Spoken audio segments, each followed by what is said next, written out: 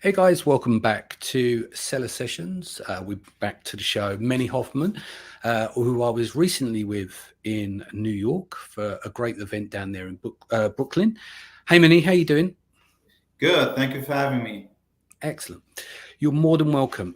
So today we're going to be talking about the community over in New York and down in Brooklyn, and let's speak a bit about the event as well. Really good event that was put on by Ed.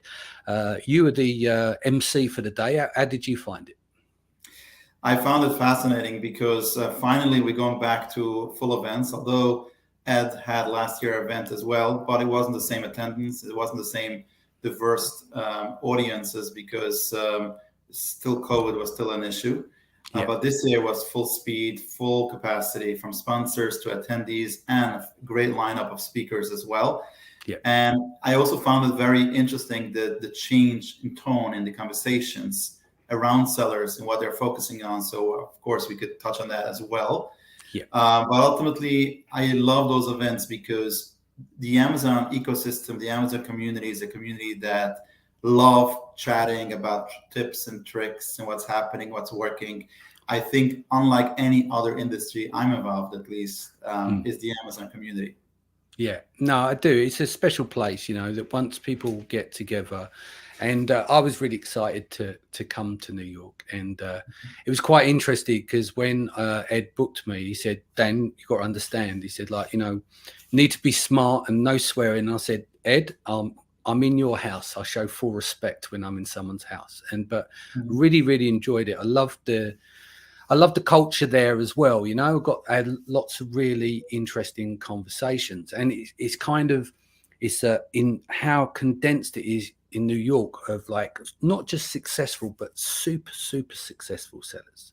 And it'd be lovely to understand what makes them tick, from what your learnings and being within the community and working alongside your peers and stuff.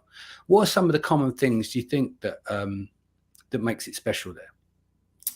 Yeah, I think that the Jewish community was pretty much early adopters to the Amazon ecosystem and the seller community as a whole. Yeah. And the reason for that is we all know that it was a very low barrier to enter. Mm-hmm. So you didn't have to have a degree, you don't have to have this vast knowledge of how to get started.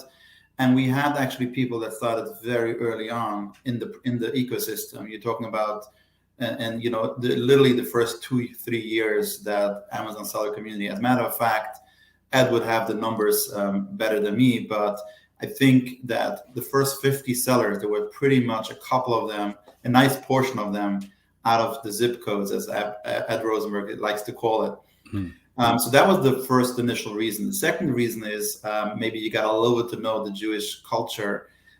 It's when we speak about community, I don't think there's any other community that's so condensed as the Jewish community. So when you find out your brother, your sister, your friend, your neighbor is doing something, and you started seeing pallets arrive or boxes being shipped out of the warehouse or whatever it is, you start asking, what is this guy doing? And all of a sudden the conversation is happening. And then, you know what, let me try it as well. Fun fact on that is we know today people are more open of what they sell, what category they sell. But for years, you could have known your neighbor is very successful selling on Amazon, and you would have conversations like 10 times a week, but you wouldn't even know what that person is selling. That's how secrecy the ecosystem was. But I would say that those two things are the first two main drivers for it. And last but not least, as a starting point, I would say there is a competitiveness and there is a drive within the Jewish community, especially the younger Jewish community, and when it comes to business, that is probably not as common in other places, where you would see somebody saying, you know what, let me take a job for 5 years, for 10 years. You would see somebody popping up and saying, you know what, if this guy did it, I'll do it myself as well. And I'll jump in the boat of entrepreneurship and try to do it myself. Now, we have our own fair share of people that quit Amazon or Amazon quit them, or people that started their own business and maybe now they're a senior person in somebody else's company because they learned the trade, but they just couldn't pull it off on their own. So we could speak about that as well. But Yeah. because we were early adopters, we saw a lot of 7, 8, or even 9 figures come out of the community. Yeah. I mean, when you say early, we're talking about 2003, 2004 times. Yeah. Yeah, I would say that, and I would say in the early, like I would say even 2012, 2011, 2013, 14, where you became more serious about it when Yeah. you still had a good chance to get out there with the full brand without the hustle or the work that it takes today. Yeah. So how many do you think are based there in terms of 7, 8, 9-figure sellers in Brooklyn, in New York alone? What are we saying? Are we in the thousands, or is it more in the hundreds in terms of the higher revenue sellers? So I know that a number that Ed Rosenberg shared a couple of years ago, but one of his events, that 7% of Amazon sellers are located in the Brooklyn zip code. Wow, that's incredible. Okay. It changed a lot since then. First of all, the seller community as a whole exploded since then. We were speaking about before China. China was a major player and everything else. But I'll say that the Jewish community also exploded because you have now not only Brooklyn and New York, you have Jersey, you have Connecticut, you have Israel, you have UK, you have all these different markets within the Jewish community that exploded. But I would say that there is still, I'm speaking a lot to aggregators. I know you have had on the show and you've spoken on this topic, and we can speak about that in a moment if time allows. But I know that they are keeping the fingers on the pulse on a lot of those brands, and we're talking about hundreds for sure. Very successful sellers. Yeah, I mean, how is the aggregator market treated, or not treated, but how has that impacted the Jewish community over in Brooklyn? Because obviously there's all the aggregators are out there is looking for deal flow, right? So I'm sure there's lots of them with eyes on the market down in Brooklyn. So what kind of impact has that had there? Have you had like a ton of exits come out? Yeah. So interestingly enough, that the couple of the first, let's call it without naming names, as you always say, the first few larger aggregators that came into the space were able to gobble up a couple of very large sellers. We're talking about, in my recollection, we're talking over $1 billion in exits that I know of that happened very early on. Unfortunately, some of them had phenomenal exits, while others have stability payments and earnouts that time will tell if they're going to be getting based on what's happening in the market. But we have seen a lot of success. Some of it rightfully so, because there were great brands and great businesses and great amount of SKUs and so on and so forth. Others had great real estate on Amazon, not necessarily the best brands for long-term strategic plays for some of those aggregators, and we see this playing out now. But it was also very similar that early on, some of those aggregators were reaching out still independently without the big buzz, and some of them made deals like, behind the scene, behind closed doors, when it wasn't as popular. And all of a sudden, when the rise came up and some of the aggregators, they were coming to shows and saying, well, we already bought X amount of brands. People saying, which brands? It was still like a best kept secret for some of them.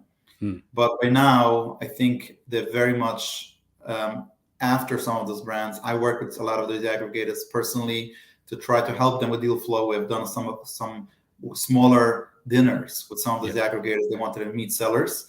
So yes, there's a lot of eyes on the community, and not so much on the community, but more on the brands within the community as far as it comes. But so that's on the aggregated space, but some of them made phenomenal exits. They've seen money that they were able to support them and their family, their kids and their parents, whatever it is.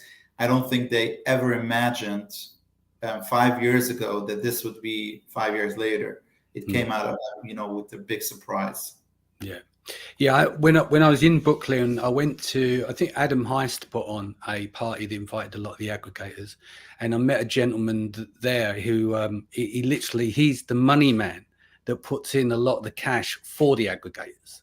I mean, he doesn't attend events and stuff. He came to that because obviously considered as his clients that he's of released funds to. But yeah, it's just fascinating about how things are starting to shape out at the moment with a lot of the people on pause. We've seen some of the aggregators being aggregated by larger companies. Look, if I could just chime in on that, I think it's an important. So I'm coming from a branding background. Our agency is a branding agency. We've built over 100 brands to date. Wow. Some of them successfully in the 7, 8, 9 figures and everything in between. And when I saw the aggregator space pop up, I think the notion was they're coming in to be the P&Gs, and they want to buy brands. They mistakenly, because they had so much money, they went from buying brands to buying products. And I think that was the first biggest mistake I've seen, when you buy products and the reason you're buying those products is because it has the real estate on Amazon. And then you don't have the full expertise to keep it there, keep the momentum. Unfortunately, you're left with a product that's not selling, with maybe inventory is not selling, versus a brand that we could still bring other places. We can continue to grow and add products and so on and so forth. So I think now that we're seeing some of the aggregators that are still doing very good, and some of them that are strategically buying brands, they're back to making sure that we're not only buying something that on paper makes sense, we're buying something that we believe in the brand, the category, that we could have expertise to continue to expand this long term. So from a branding perspective, and also mentioning from some of the funding parts, the business model makes sense as long as you keep tab on what assets you're buying. Yeah, just going back to your point there is when you look at top of search, you go through the categories, a lot of, I think the buying, you can see they're now owned by aggregators, these people in the top of search, if they maintain those positions. So it goes back to buying a product based on top of search real estate versus the brand itself. And I think as well is that everything looks fantastic in the spreadsheet, right? Until you start to have 50, 60, 70 brands. And then you've got to deal with logistics and the rising costs and material costs and that. And then trying to piece all that together and expect that to run smoothly. Running that smoothly at scale is going to be very, very difficult to manage, no matter how many data scientists and stuff you have on your team or whizzes with Excel. When the reality hits, that's where you're going to get judged.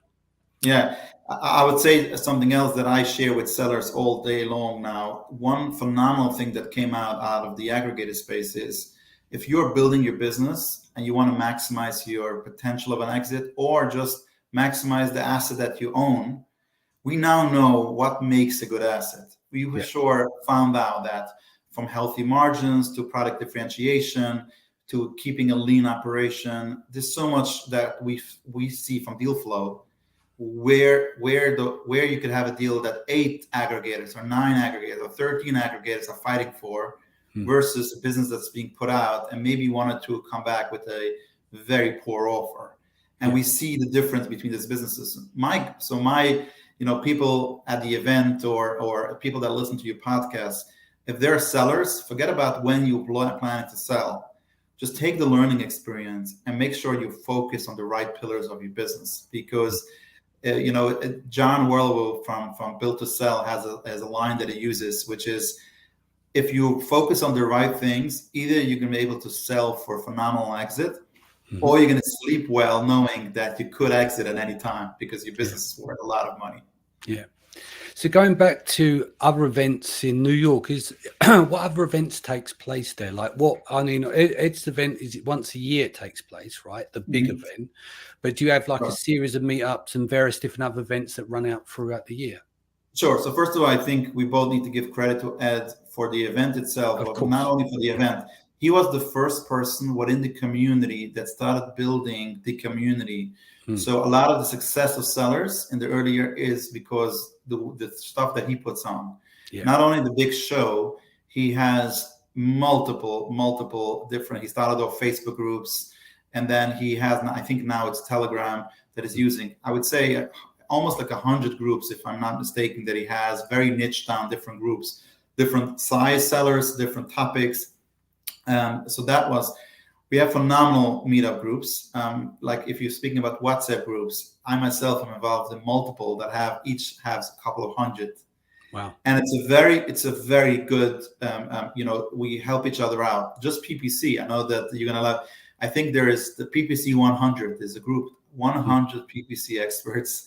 Yeah. And these are not only PPC experts that sell services. These are people within companies that just love to learn and to share. So this would be PPC experts from different companies just working together. Hey, I have this issue. Have you seen Amazon just released this bid strategy and so on and so forth. So, if, I was sitting at a table at Ed Rosenberg's event. There were like 3 people speaking about PPC. I almost fell off the chair just knowing the complexity, the details of how people go about the bid strategy, broken down by the hour, broken down by the day, and how they look at competing brands, where they're spending the money. Like, I think to that level of knowledge, I think there's not a lot of places where you hear those conversations. So to answer your question, there's Ed Rosenberg's event. There is smaller meetups.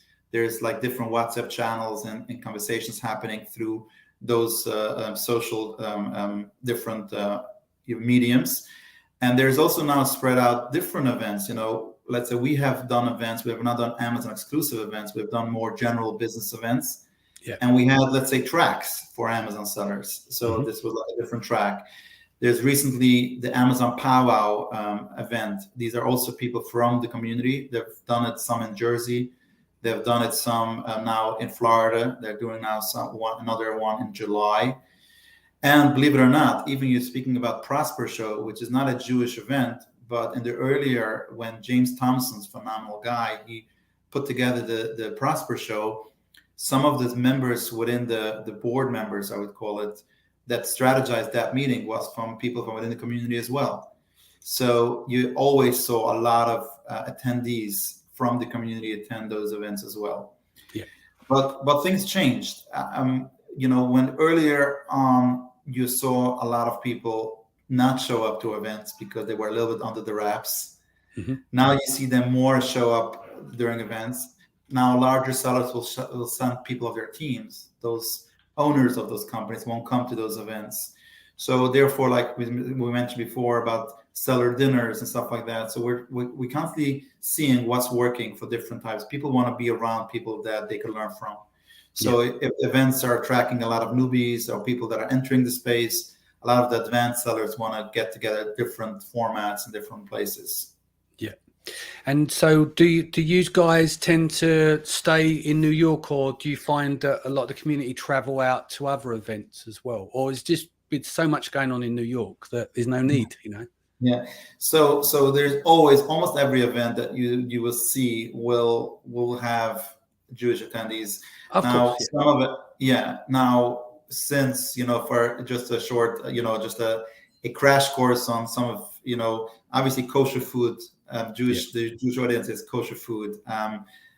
We don't travel on Saturdays. So a lot of those cruises or different events might not be as attractive, but bring any event during the week and you'll see Jewish sellers. But this is the thing, unfortunately, and it's because I can't go into the reasons why, but it's a very, very important reason that I do seller sessions on a Saturday. There's one very big reason, right?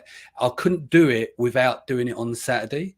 And obviously with the dinners on the Friday, and I've always got my friends from the Jewish community going, Dan, you got to move these dates. We want to come. You're letting the side down. And I'm like, I'd love to, but if I go anywhere else, I won't be able to put on the lineup because of the expenses and stuff like that. So that venue works for that reason, but obviously some of my friends can't travel, Yeah, that's why we had to bring you to Brooklyn. Yeah. Yeah, no, it's lovely. I really enjoyed myself, and it was great to spend time there. So let's getting on to you then. Like, I mean, you've run the agency, as I said, you've been behind, say, 100 or so brands. Do you still sell, and when did you start out as a seller yourself? So we are agency first, which means we've built our agency we're not an Amazon first agency. We're a branding agency first, which means we've built a lot of brands way prior to the Amazon explosion, so to speak. A lot of our brands were going to big box retailers, and we are very focused on branding. So which means is, I remember earlier in the years when we went to some of the events and we started asking people, what do you do? And it says, I sell on Amazon. I said, well, go from selling on Amazon to be a brand owner, which your distribution channel is Amazon.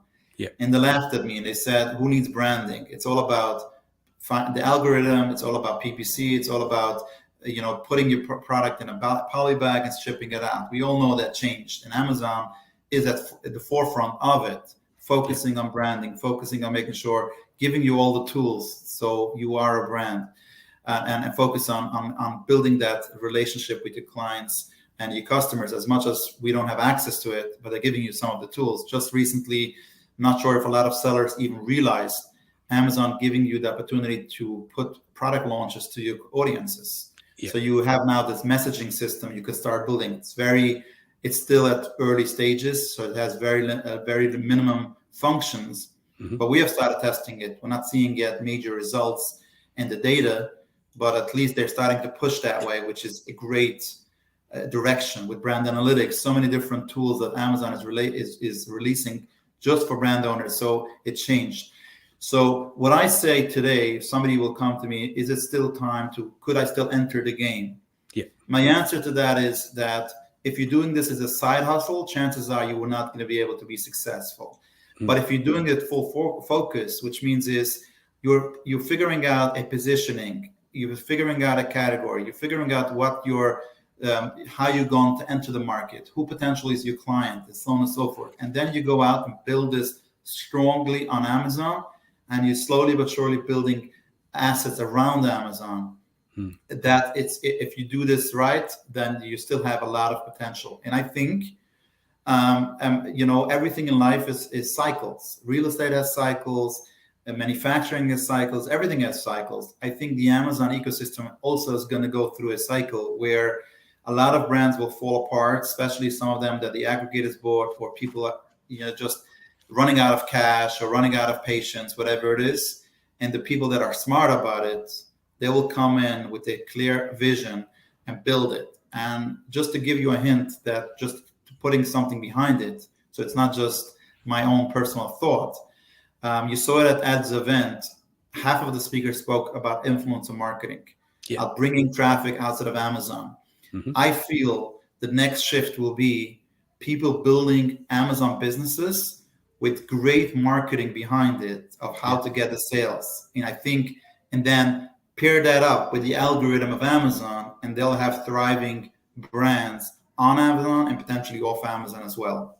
Yeah, I mean, it all goes through a cycle. I've seen cycles since 2015. So 15 to 17, 17 to 19 to 20, the COVID cycle, the end of the COVID bump. And then there's so many different changes. We've seen the aggregator cycle. Will be interesting to see how that plays out. A lot of money in the market, a lot of good people, lots of smart people, lots of people were able to exit. I mean, if you look 2015, yes, you can exit your business.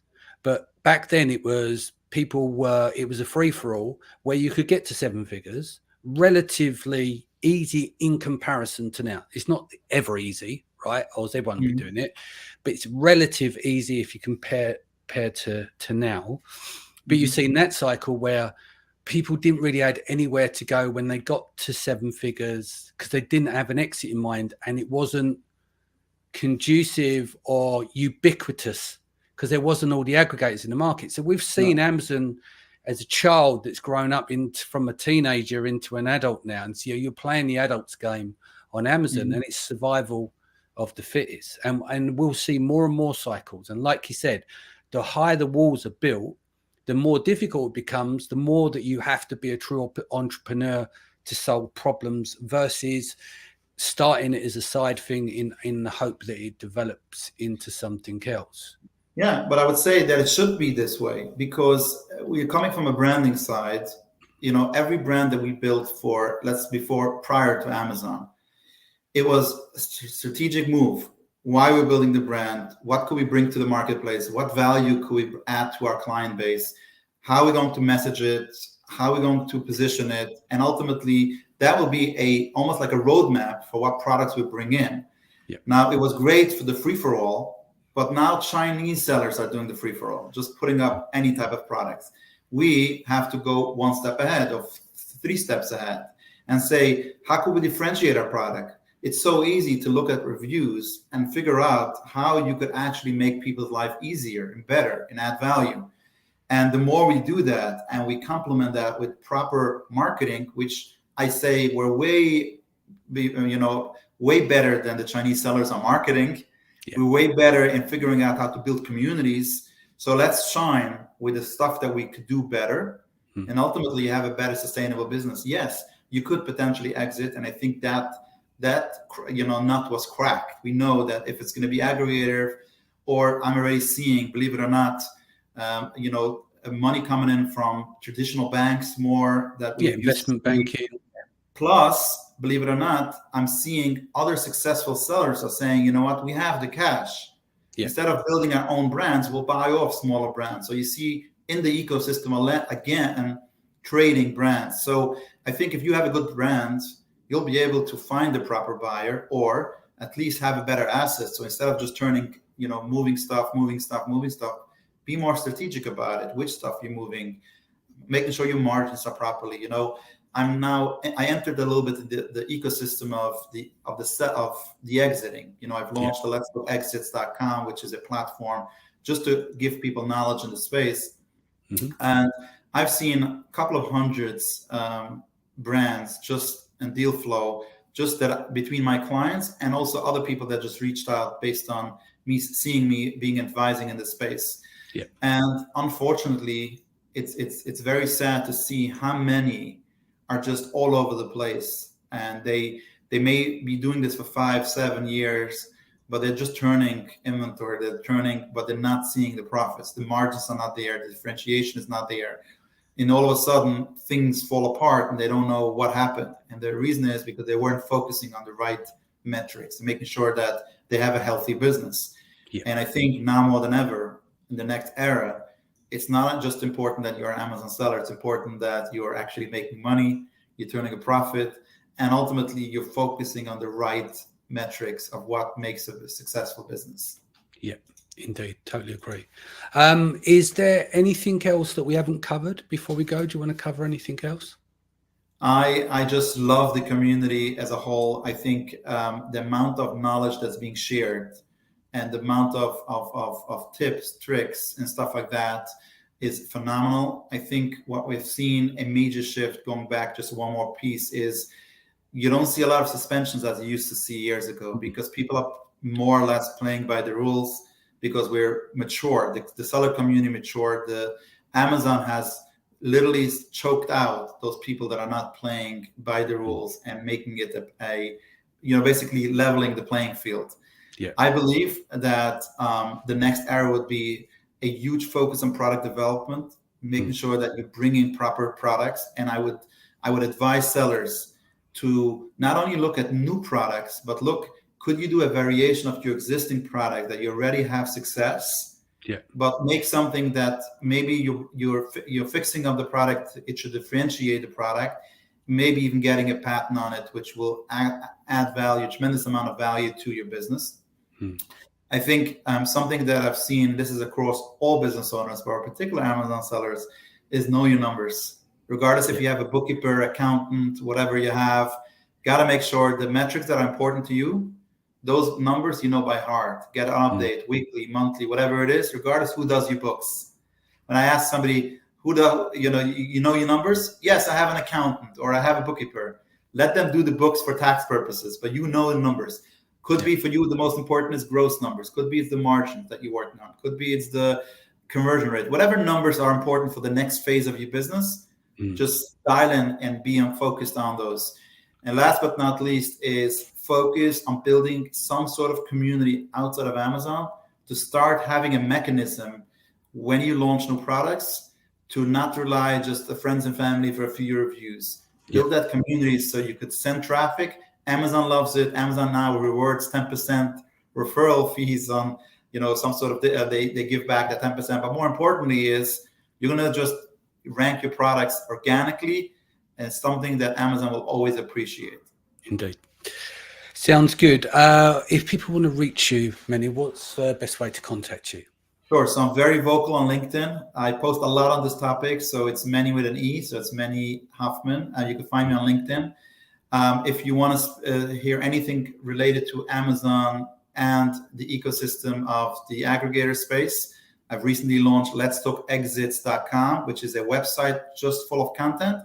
And there is a show, a podcast, Let's Talk Exits, only on Amazon and e-commerce guest.